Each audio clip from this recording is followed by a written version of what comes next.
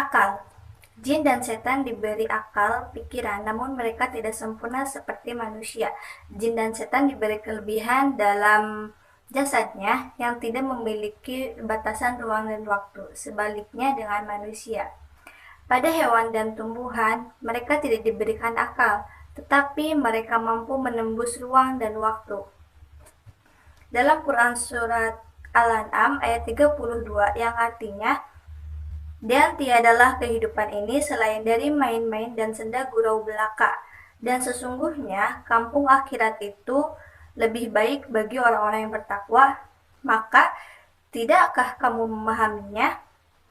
Maksud dari arti ayat tersebut adalah kesenangan duniawi hanya sementara. Janganlah kalian terpedaya dengan kesenangan duniawi serta lalai dengan akhirat. Yang dapat mengendalikan ruh, akal, pikiran, dan jasad adalah manusia pilihan Allah, seperti Nabi Sulaiman alaihissalam. Beliau mampu berkomunikasi dengan hewan, tumbuhan, serta jin. Beliau berkomunikasi dengan hewan dan tumbuhan menggunakan ruh yang sudah mampu dikendalikan dalam diri beliau. Masuk akal apabila ruh dengan ruh dapat berkomunikasi. Beliau juga mampu berkomunikasi dengan jin melalui kemampuan jasadnya. Dalam psikologi, ruh disebut superego, jasad disebut needs, dan akal pikiran disebut ego. Dalam diri manusia terdapat sejumlah potensi untuk memberi arah kehidupan seperti naluriah, inderawi, nalar, dan agama. Adapun metode dalam Islam untuk membuat kita selalu seimbang dengan 3 hal tadi adalah perbanyak melakukan interaksi dengan Sang Maha Pencipta. Baik, saya Rizka Nur Afiana. Di sini saya akan melanjutkan presentasi yang telah disampaikan oleh teman saya yang bernama Rebi. Di sini kita akan membahas materi yang kedua, yaitu tentang nafs. Apa itu nafs? Nafs itu sendiri dalam bahasa Arab artinya adalah jiwa. Dalam ilmu filsafat, pengertian jiwa itu sendiri dapat diklasifikasikan dengan bermacam-macam teori yang antara lain adalah: yang pertama, jiwa itu dapat diartikan sebagai substansi, suatu substansi yang khusus yang dilawankan dengan substansi materi, sehingga manusia itu dapat memiliki jiwa dan raga. Yang kedua, jiwa itu dapat diartikan sebagai suatu jenis kemampuan, yaitu semacam pengaruh dalam suatu aktivitas sehari-hari yang kita lakukan.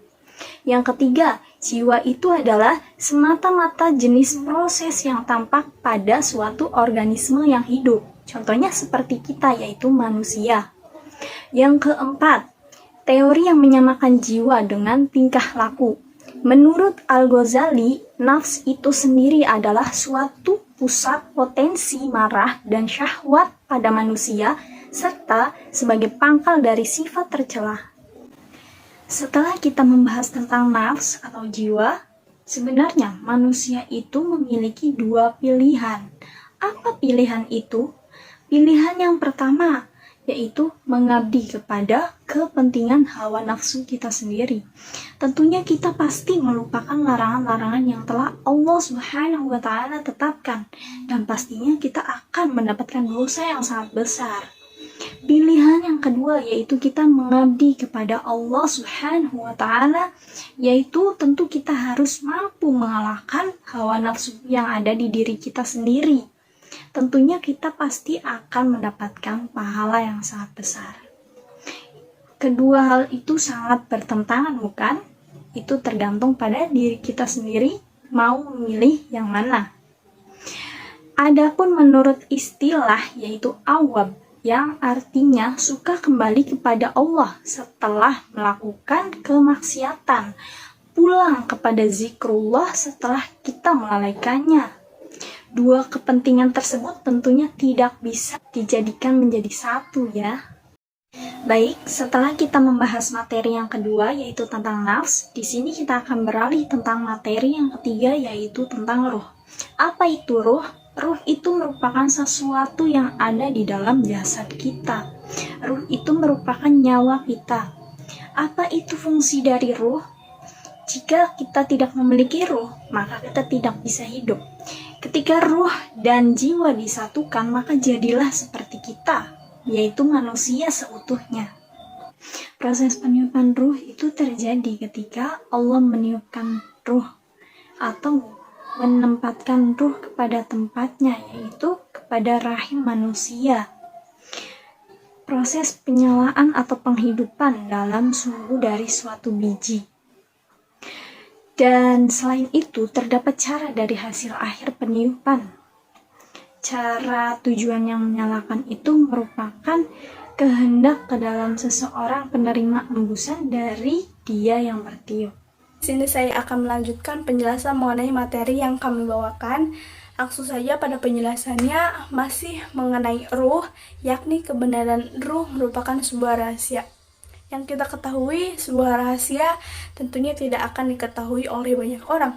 Bahkan bisa saja sebuah rahasia hanya diketahui oleh yang memiliki rahasia dan juga Allah Subhanahu wa Ta'ala.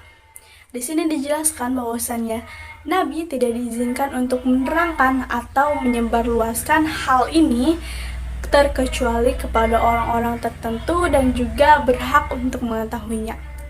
Dan di sini juga dijelaskan bahwasanya ruh bukanlah sesuatu yang memasuki tubuh kita, seperti halnya air yang memasuki ke dalam cangkir. Dan juga ruh bukanlah sesuatu yang memasuki kalbu kita, seperti halnya pewarna hitam yang menyerap pada benda yang berwarna hitam. Bahkan sebaliknya, mereka yang tahu berpendapat bahwasannya ruh bukanlah sesuatu yang bisa dibagi-bagi. Seandainya hal tersebut bisa terjadi, bahwasannya ruh bisa dibagi-bagi, hal ini pasti akan terjadi. Yang satu akan tahu atau mengetahui, dan yang satu lainnya tidak akan tahu. Jadi keduanya ada yang tahu dan juga ada yang tidak tahu. Dan hal ini adalah sebuah kemustahilan. Dan ini juga membuktikan bahwasannya ruh tidak bisa dibagi-bagi. Selanjutnya ada alam perintah dan juga alam permulaan. Permulaan ini sebuah takdir dari Allah Subhanahu wa Ta'ala. Bukanlah sebuah penjelmaannya dan juga bukan penciptaannya.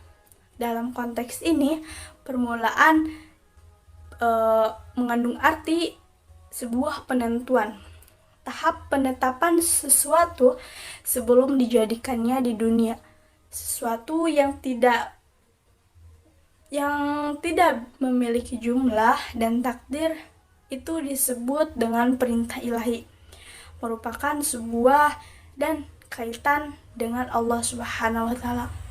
Manusia dan ruh yang serupa dengan ini disebut dengan alam perintah. Ruh bukanlah sebuah sifat, bukan tubuh, dan tidak memakan tempat, dan juga tidak mempunyai perluasan dan arah, juga tidak terhubung dengan tubuh dan dunia. Tetapi juga tidak terpisah dari mereka. Tubuh bukanlah tempat yang sejati bagi ruh, namun tubuh merupakan sebuah alat hanya untuk melayani tujuannya. Selanjutnya ada pencampuran ruh di dalam tubuh. Jika dipandang dari sudut kehendak, ini merupakan sebuah awalan dari sebuah tindakan manusia itu sendiri. Efek pertamanya yakni muncul di dalam hati, lalu ia akan menyebar melalui ruh hewani atau penggerak dalam bentuk uap yang halus di dalam rongga hati. Dari situ naik kepada otak, lalu disebarkan kepada seluruh anggota, termasuk ujung jari. Jari pun terpengaruh dan bergerak, menggerakkan pena, dan kemudian menggerakkan ujung pena.